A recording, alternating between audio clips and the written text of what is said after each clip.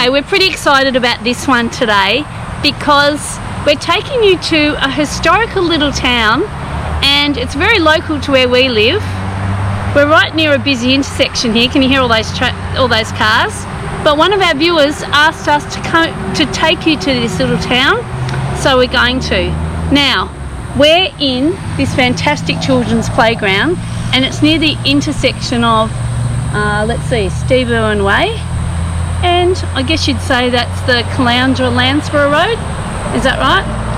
So, for people travelling up to Mullaney or any of the other towns in the Sunshine Coast Hinterland, you're probably coming past this park. And if you're in the car and you've got kids who are getting tired and cranky, this is a great spot. It's got barbecues, it's got fantastic dog parks down there, it's got picnic tables and chairs, and it's got some awesome playground equipment. Just a quick show before we take you where we're really going to take you, to the historical little town of Landsborough. Oh, and I should tell you, this is called Pioneer Park.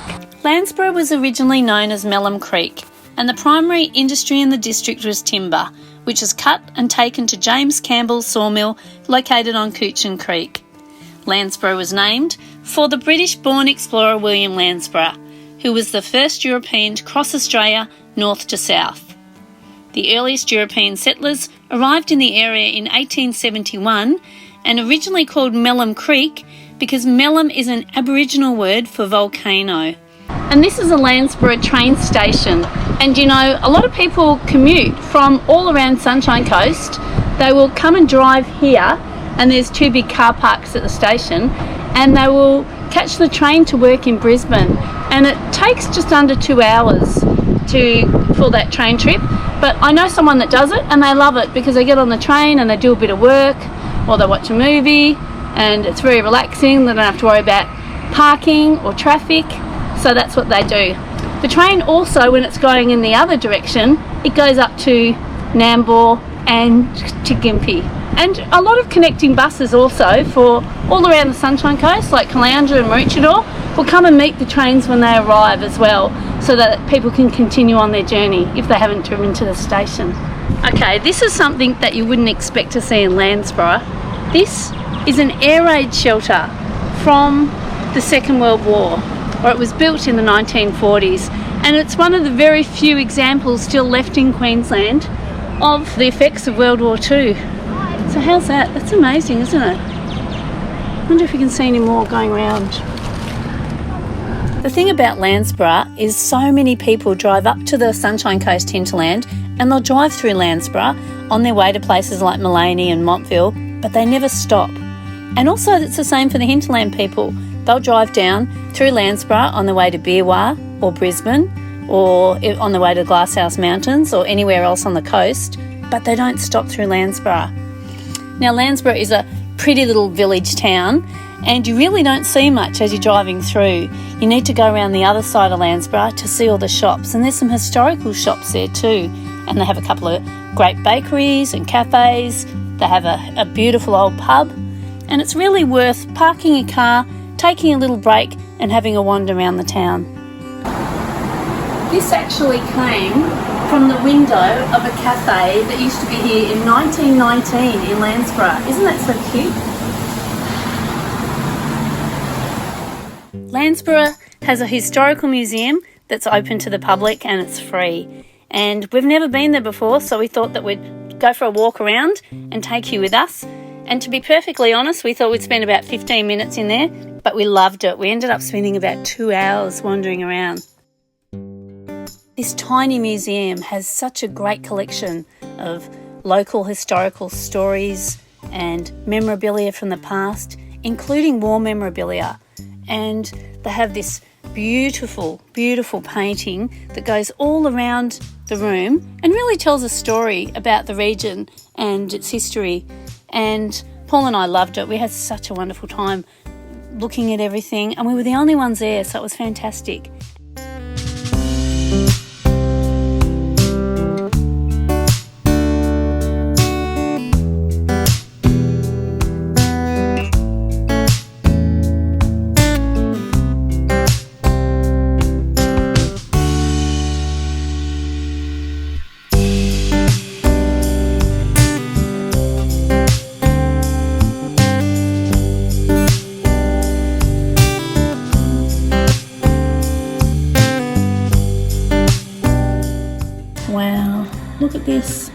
Valentine's Day card, 1882.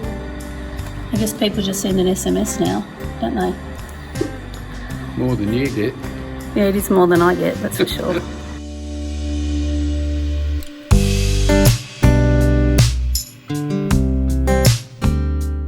Before going home, we thought we'd pop down to Caloundra because it's not too far away, about 15 minutes drive, and we'd show you Happy Valley. It's just around the corner from Bullcock Beach, and it's looking very different. The tides have changed, the entrance is very narrow, and the tide's out at the moment, and there's a few people swimming, but the kite surfers are having a fantastic time. So we just thought we'd show you that because it's such a beautiful day today. I'm putting together the base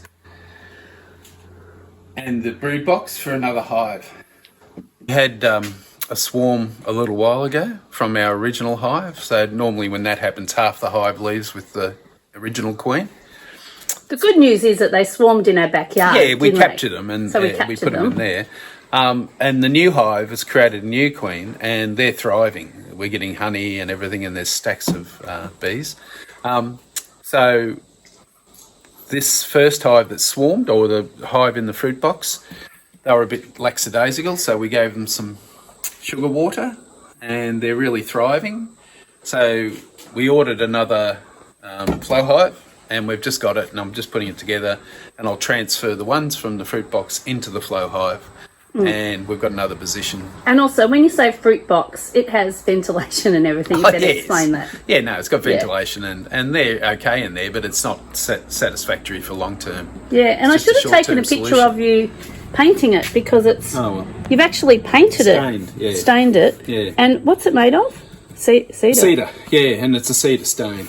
Yeah. Cedar with a cedar stain. Wow. Everybody's going to see our messy garage now, but that's what it was like before. And that's what it looks like now. It looks nice, doesn't it? We had to show you these jumbo sandos before we finished off our video today. So we're having lunch with our daughter Sarah, and as a surprise she pre-ordered some sandwiches, and oh my goodness, have a look at them. We had to show you. The egg and crab roe sandwich was absolutely amazing, as was the shredded beef. We really enjoyed them, and we just wanted to show you because we've never had anything like these before, we've got to say. They looked so beautiful, but they tasted delicious too. I've never had anything like it.